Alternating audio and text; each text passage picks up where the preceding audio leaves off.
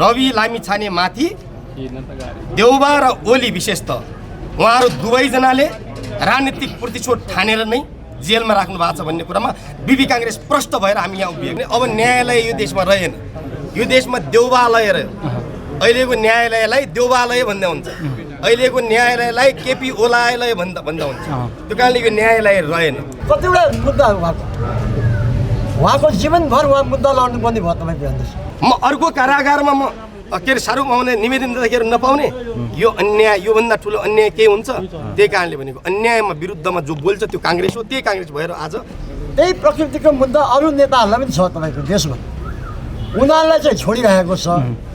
एकै घन्टामा 10 लाख धरोटी राखेर छोडे एउटा नेताको श्रीमतीलाई। तपाईँको हेर्नुहोस्, बिबी काङ्ग्रेसको सभापतिको नेतृत्वमा यो रवि लामिछानेमाथि राजनीतिक पूर्ण रूपमा देउबा र ओलीले, फेरि भन्छु, यो सत्ताको महानायक शेरबहादुर देउबा र यो सत्ताको प्रधानमन्त्री केपी ओली, यी दुईजनाको नेतृत्वमा रहेको सरकारले पूर्ण रूपमा राजनीतिक प्रतिशोध ठानेको ठम्म्याएर हामी दस्खत, खुला हृदयले दस्खत गर्न के भने पटक चाहिँ करोडौँ धरोटी 60 लाखदेखि लिएर त्यो एउटा धरोटी राख्ने कुरा पनि अन्याय भयो। हिजो त्यही रवि लामिछानेलाई गृहमन्त्रीको लागि प्रस्ताव गर्ने मान्छे आज त्यो रवि लामिछाने सबभन्दा घातक छ देशका लागि, प्रजातन्त्रका लागि, न्यायालयका लागि, अर्थव्यवस्थाका लागि। उनको कल्पना गरेको सुखी नेपाल र समृद्धिका लागि भन्ने जुन व्यवहार देखाएर त्यसको पनि प्रशंसा गर्ने मैले।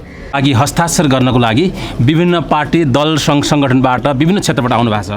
तपाईँ पनि कुनै सङ्गठनबाट, कुनै पार्टीबाट हो कि स्वतन्त्र नागरिक हो? बिपी काङ्ग्रेसको सभापति हाम्रो सुशील मान शेरचन, हजुर, पूर्व मन्त्री पनि हुनुहुन्छ। हजुर, म शहीदको छोरा पनि हो। यो देशको स्वतन्त्र सङ्ग्रामको लागि स्थापना कालदेखि नै लाग्नु भएको थियो उहाँको योगेन्द्रमान शेरचनको छोरा पनि हो। म बिपी काङ्ग्रेसकै पार्टीमा, हामी हाम्रो पार्टीको महामन्त्री, सहमहामन्त्री लगायत हामी झन्डै 1.5 दर्जन साथीहरू आज यहाँ उपस्थित भएका छौँ र धेरै कुरा हाम्रो सभापतिले भनिसक्नुभयो।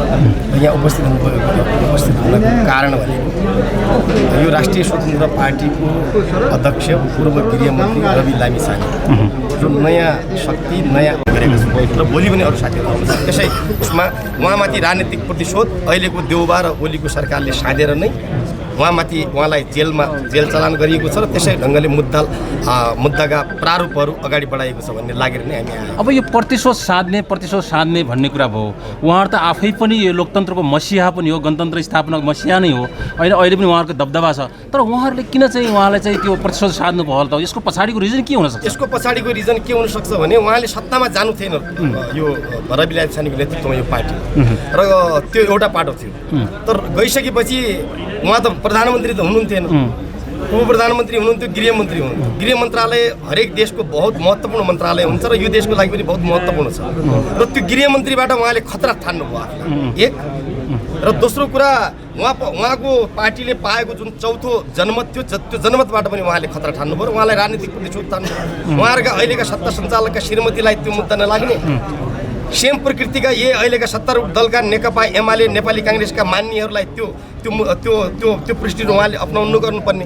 त्यो कारणले त मैले त आज के भन्ने सोचेर आएको थियो भने अब न्यायालय यो देशमा रहेन, यो देशमा देउबालय रह्यो। अहिलेको न्यायालयलाई देउबालय भन्दा हुन्छ, अहिलेको न्यायालयलाई केपी ओलालय भन्दा हुन्छ। त्यो कारणले यो न्यायालय रहेन। न्यायालय यदि हुन्थ्यो भने, सुन्नु म भन्दैछु, न्यायालय यदि हुन्थ्यो भने सर्वोच्च अदालतले तीनटा जिल्ला अदालत, विशेष उच्च अदालत, सर्वोच्च अदालतले अपराधी करार गरेका, अपराधी भनेर निर्णय गरेका मान्छेलाई यिनलाई कुन कानुनले यिनीहरूले चाहिँ उनलाई चाहिँ यो मान्छे अपराधी होइन भनेर उहाँले निर्णय गर्नुभएको छ? हजारौँ मान्छेलाई, सैकडौँ मान्छेलाई, हत्याराहरूलाई, लुटेराहरूलाई, बलात्कारीहरूलाई, जानवरहरूलाई गर्नुभएको छ नि, यिनीहरूले नै। अनि त्यसलाई कसरी न्यायालय भन्ने? त्यो कारणले मैले फेरि भन्छु, यो देशमा न्यायालय अब रहेन। यो देशमा यी न्यायालयलाई हामीले देउबालय भन्दा हुन्छ, यो ओलियालय भन्दा हुन्छ भनेपछि अब त्यो कारणले हामीले ठान्यौँ, हाम्रो बिपी काङ्ग्रेसले ठान्यो, हाम्रो सभापति सुशील मान शेरचन जो स्वयं जसको 3 पुस्ता यो देशको स्वतन्त्रताको लागि, यो देशका हरेक नागरिकको वाक स्वतन्त्रताको लागि, यो देशका हरेक निमुखा जनताले घाँस बाँस कपास सहज रूपमा राज्यले र देशले चाहिँ त्यसको प्रत्याभूति दिनुपर्छ भन्ने लडाइँमा होमिएको हाम्रो नेता हुनुहुन्छ, सभापति हुनुहुन्छ, उहाँले पनि त्यो ठान्नुभयो। त्यो कारणले हामी रवि लामिछाने माथि देउबा र ओली विशेष त उहाँहरू दुवैजनाले राजनीतिक प्रतिशोध ठानेर नै जेलमा राख्नु भएको छ भन्ने कुरामा बिपी काङ्ग्रेस प्रष्ट भएर हामी यहाँ उभिएको छौँ। भने यो दल अब चाहिँ रासोपा अथवा रवि लामिछानेसँग डराएको, त्यो डराएको त प्रष्टै छ त, डराएरै नै हो। उहाँहरूले आफै भनिराख्नु भएको छ त, हामी थुनिने डर्थ्यो, त्यो कारणले जेल हालेका हौँ, त्यो कारणले सत्ता गठबन्धन तोडेका हौँ, त्यो कारणले रवि लामिछानेलाई सत्ताबाट बाहिर निकालेको हुन्। उहाँहरू स्वयं आफै भनिराख्नु भएको छ र त्यो हामीले किन भन्नु पऱ्यो, तपाईँले किन भन्नु पऱ्यो, भनिराख्नु भएको छैन त। भने एउटा प्रश्न मैले सोध्नै पर्छ, बिपी काङ्ग्रेस भनेपछि राज संस्थाको पक्षधर, हिन्दू अधिराज्यको पक्षधर पनि हो एकदम होइन। यतातिर तपाईँको राप्रपासँग पनि अलि राम्रै सम्बन्ध छ होइन, यस विषयमा के छ अलिकति बताइदिनु न। होइन, राप्रपासँग हाम्रो धेरै तपाईँले भने जस्तै एकदम राम्रै सम्बन्ध, त्यति स्टेज दिएर प्रोनाउन्सिएसन गर्नुपर्ने ढङ्गको सम्बन्ध हाम्रो छैन। हाम्रा मुद्दा मिल्ने हुनाले हामीले उनका मुद्दा लिएको छैन। बिपी काङ्ग्रेसको मुद्दा उहाँहरूले क्यारी गर्नुभयो हुनाले उहाँहरूसँग हाम्रो भेटघाट भइराख्ने, सभा समारोहमा बोलाएको ठाउँमा हामी गइराख्ने कुराहरू भइराखेको छ। भनेपछि उहाँहरूले अब चाहिँ फेरि राज संस्था र हिन्दू अधिराज्यको लागि आन्दोलन गर्ने भन्नुभएको छ। यसमा यहाँको एकबद्धता, सहभागिता अथवा कार्यगत एकता हुन्छ कि हुँदैन? अहिले यत्तिकै भन्दाखेरि त्यस्ता मुद्दाहरूमा भएका आन्दोलनमा बिपी काङ्ग्रेसको एकबद्धता हुन्छ। हामी भौतिक रूपमा जाने अथवा नजाने उहाँहरूसँग अब आन्दोलनको सहकारी गर्ने नगर्ने भन्ने कुरा हामी पार्टीले निर्णय गरे मात्र भन्न सक्छौँ। अरू के साथी? ल हस्, धेरै धेरै धन्यवाद।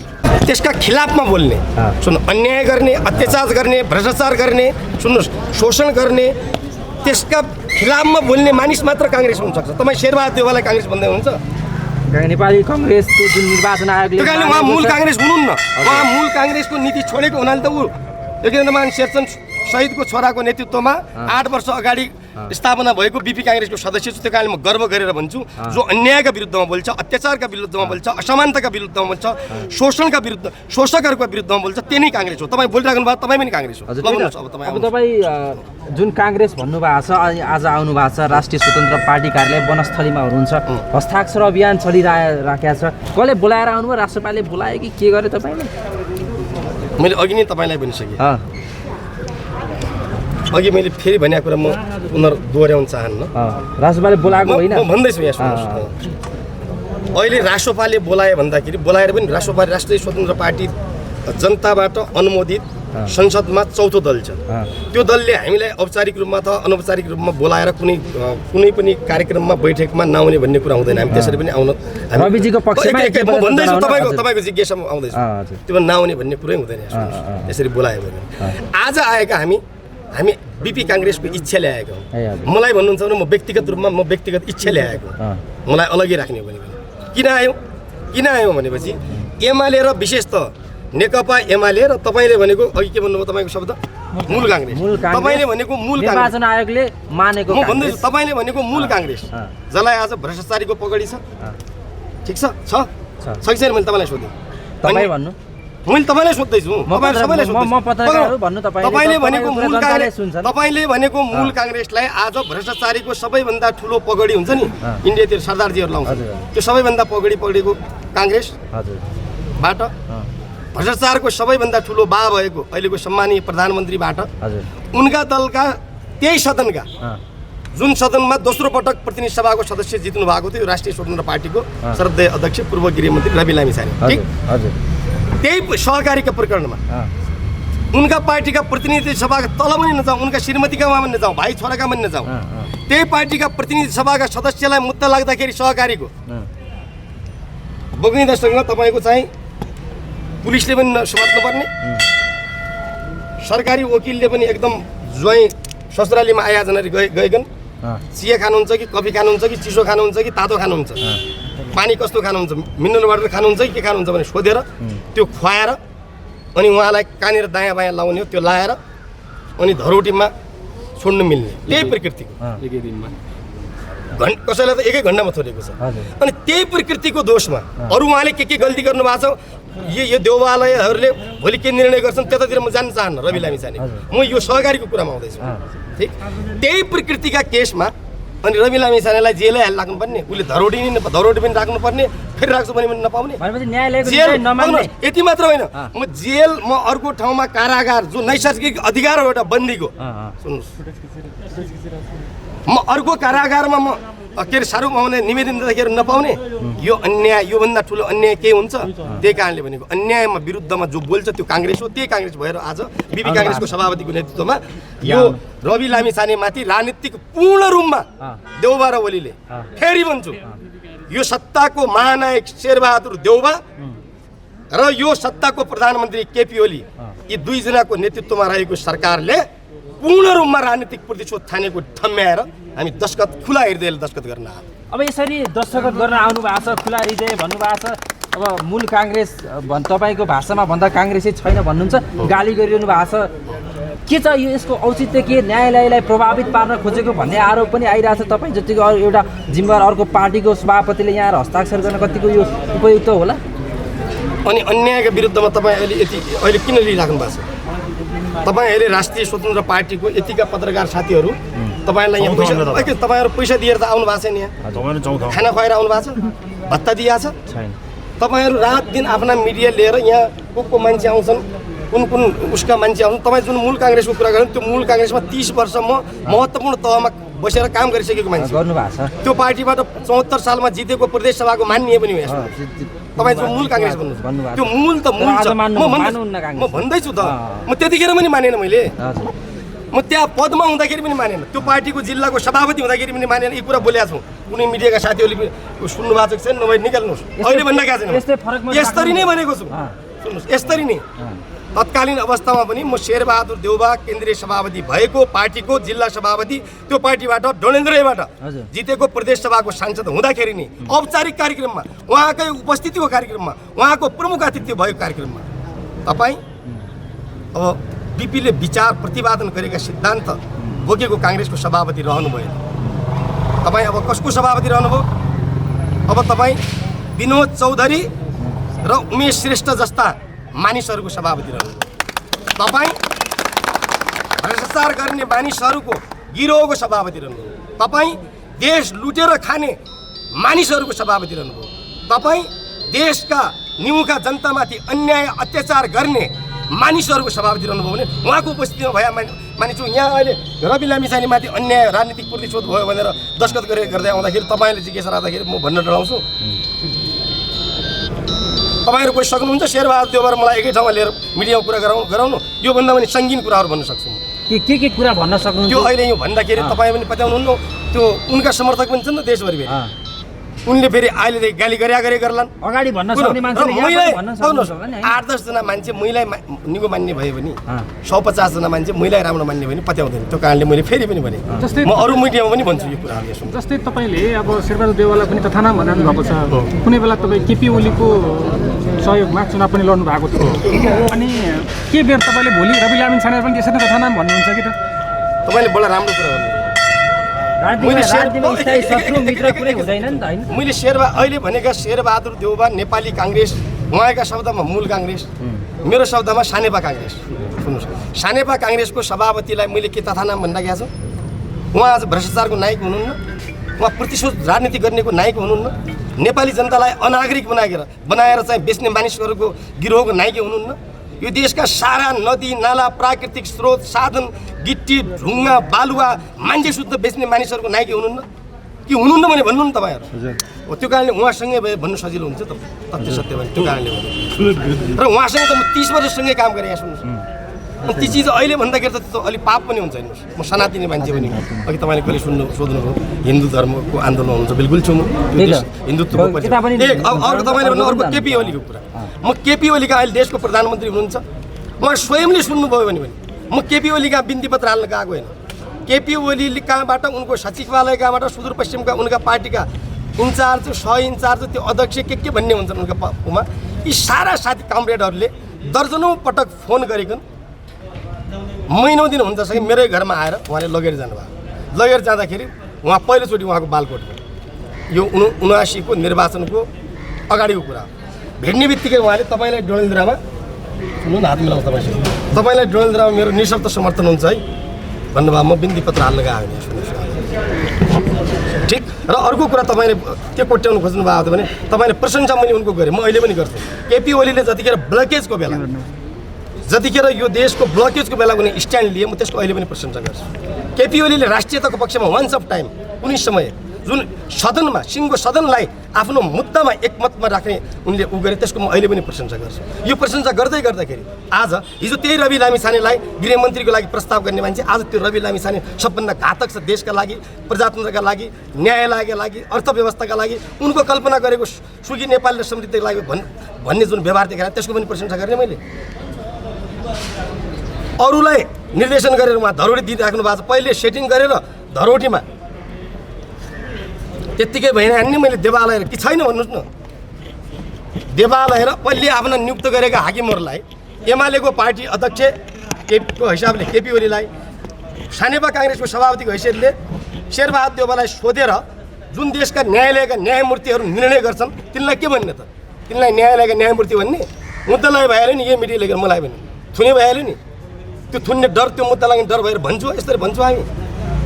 त्यो कारणले सही कुराको सही मानिस कसैले केही कुरा राखेको छ भने त्यसको समर्थन गर्ने, गलत गरेर राखेको छ भने विरोध गर्ने, विद्रोह। उहाँले अहिले विद्रोह गरेर राख्नु भयो। म त्यही पार्टीमा छुँदाखेरि भने तपाईँले अझ सर्च गर्दा हुन्छ। मेरो नाम कर्णबहादुर मल्ल हो, म डडेलधुराको त्यही पार्टीको सभापति हुँदै गर्दाखेरि उहाँ केन्द्रीय सभापति हुनुहुन्थ्यो।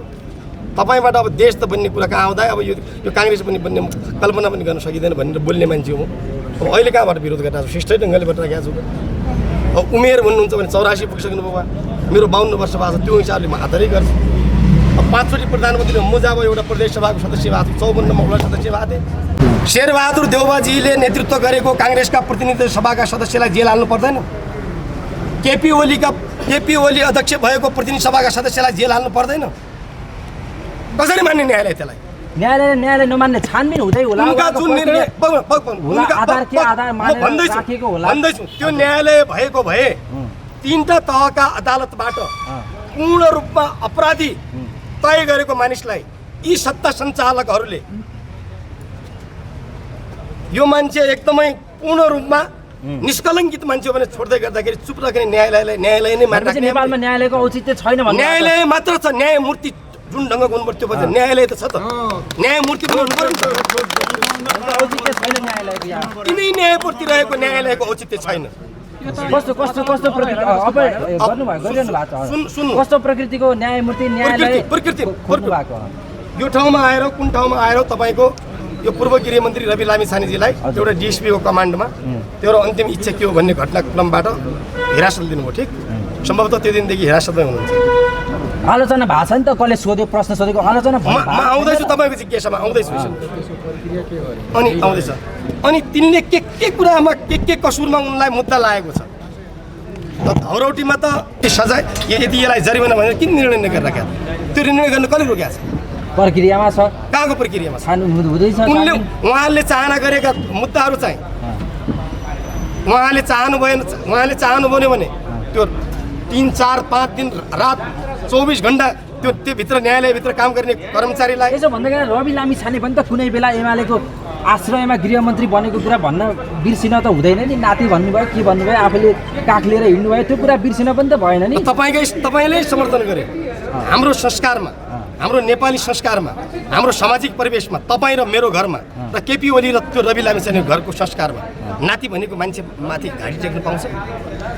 माया गरेर भन्नुभएको होला नि त। अब एउटा अब मैले तपाईँको भन्ने शब्द लिएर नाति भनेको हाम्रो संस्कारमा नाति भनेको नाति जसरी प्रधानमन्त्रीलाई बा भन्ने प्रचलन छ त्यसै गरी अब एउटा नातिको संज्ञा दिनुभएको होला नि त। त्यसरी मैले तपाईँकै कुरामा समर्थन जनाएँ त मित्र।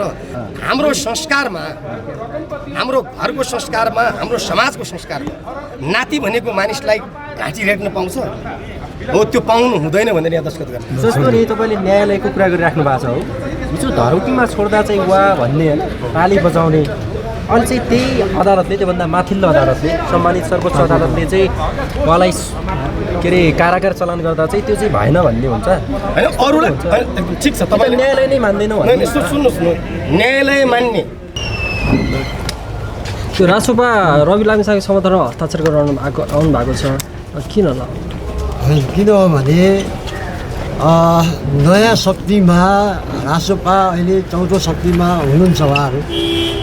उहाँको सभापतिलाई जसरी अहिले राज्यले अन्याय गरे भनौँ यो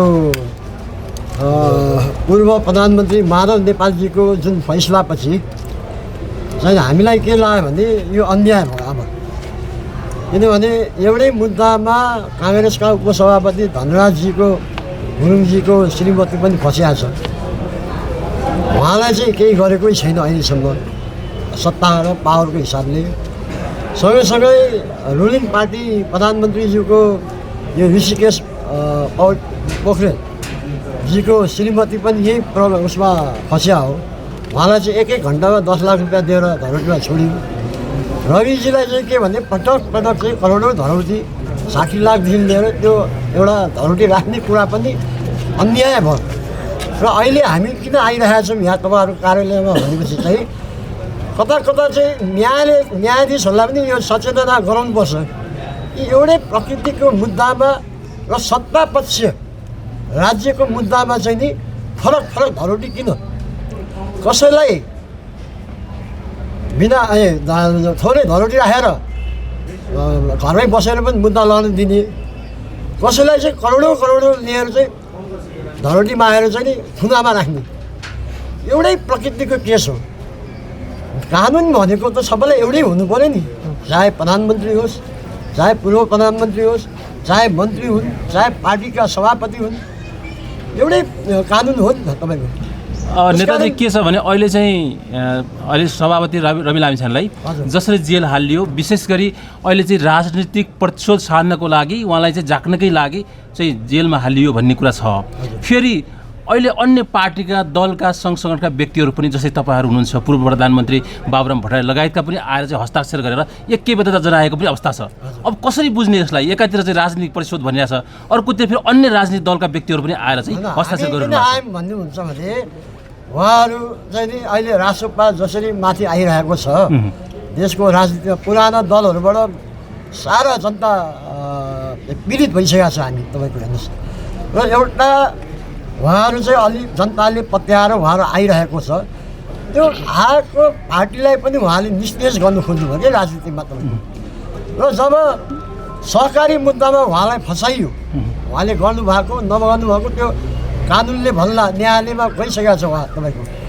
तर के हो भनेपछि त्यही प्रकृतिको मुद्दा अरू नेताहरूलाई पनि छ तपाईँको देशमा, उनीहरूलाई चाहिँ छोडिरहेको छ। एकै घन्टामा 10 लाख धरोटी राखेर छोडे एउटा नेताको श्रीमतीलाई तपाईँको हेर्नुहोस्। अर्को नेताको चाहिँ नि श्रीमती विदेशमा छ, खोजी नीति छैन तपाईँको हेर्नुहोस् है। सत्ता र पावरको भरमा चाहिँ खेलिरहेको छ यो होइन। त्यस कारण हामीलाई के लाग्यो भने अहिले भर्खर माधवजीको जुन मुद्दामा जसरी चाहिँ उहाँलाई चाहिँ रिहाई गर्यो रातारात, हेर्नुहोस् तपाईँको राति यो कानुन कस्तो हो तपाईँको, राति राज्य चाहिँ नि बिदा अब सक्यो समय अफिसियल टाइम, तर 1 लाखको ब्याङ्क खोल्छ धरोटीको लागि तपाईँको हेर्नुहोस्। राति न्यायालय खोल्छ 11-12 बजीसम्म तपाईँको हेर्नुहोस्। तर रविजीलाई चाहिँ के छ भने धरोटी लिएर हालिहाल्छ तपाईँको हेर्नुहोस्। धरोटी पनि लिने, जेलमा पनि हाल्ने, फेरि कतिवटा मुद्दा उहाँको जीवनभर उहाँ मुद्दा लड्नुपर्ने भयो तपाईँको हेर्नुहोस्।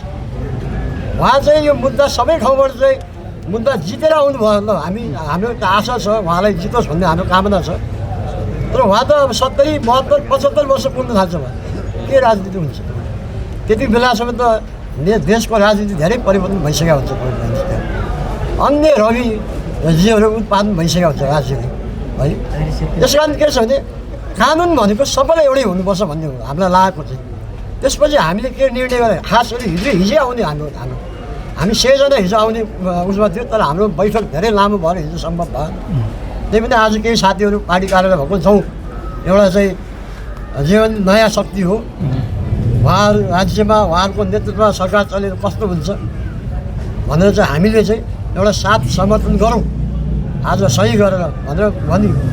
मेरै पनि गुरुङ समाज छ, त्यहाँ पनि मैले आज देखेँ उहाँहरूको यो फार्म गएको त्यहाँ पुगेको रहेछ। दाइ के गर्ने भनेर भन्नु गर्नुहोस्, एउटा नेतालाई अन्याय परेछ, राम्रो नेता छ, गर्नुहोस्, यो साथ समर्थन गर्नुपर्छ। यो पीडितलाई गर्ने हो। हामीले शेरबहादुरजीलाई केपी ओलीलाई माधव नेपाललाई गरेर के हामी पाउनु नि त जनताले के पाउँछ अब हामी यिनीहरूबाट हामी निराशै भइसकेका छौँ निराशै भइसक्यो भनेपछि यहाँहरूको अटकल अब चाहिँ यी 3 दलबाट यो देशले निकास पाउँछ भन्नेमा तपाईँहरू विश्वस्त हुनुहुन्न त्यो त कल्पनै नगर्नुहोस् यिनीहरूले धेरै शासन सत्ता गरिसक्यो धेरै गरिसक्यो भएको उद्योग पनि बेचे बाँकी भयो भने अब बेच्ने लाइनमा छ तपाईँले समाचार सुन्नुभयो होला अहिले निजी व्यापारीहरूसँग मिलेर अब अर्थ मन्त्रालयले अस्ति निकालिसकेको छ तपाईँले के राज्यमा के गरेको छ यिनीहरू एउटा 5 जोडी प्रधानमन्त्री भयो 6 जोडी हुँदैछ एउटा 4 जोडी भइरहेको छ अर्को 1 जोडी हुने कल्पना गरेको छ अर्को 3 जोडी भइसक्यो फेरि बन्दी खोजिरहेको छ अर्को 1 जोडी अर्को 1 जोडी अब 2 जोडी बन्द खोजे अब के यो समयमा बनिसकेको समयमा के गरे यिनीहरू भने 84मा यहाँको सङ्केत कस्तो देख्नु भएको छ अब यो 3 दलहरू चाहिँ विस्थापित भएर रासोपा अब स्थापित हुने देख्नुहुन्छ 3 दल विस्थापित हुँदा यिनीहरूको सङ्ख्या कम आउँछ नयाँ दलहरू धेरै आउँछ छ्यासमिस हुन्छ तर 6 महिनाभित्र फेरि निर्वाचन जानुपर्छ यो बाध्यता कानुनले 6 महिनाभित्र मध्यावधिमा जानुपर्ने अवस्था हामीले देखाएको छौँ 84मा कर्णधार त्यो हस्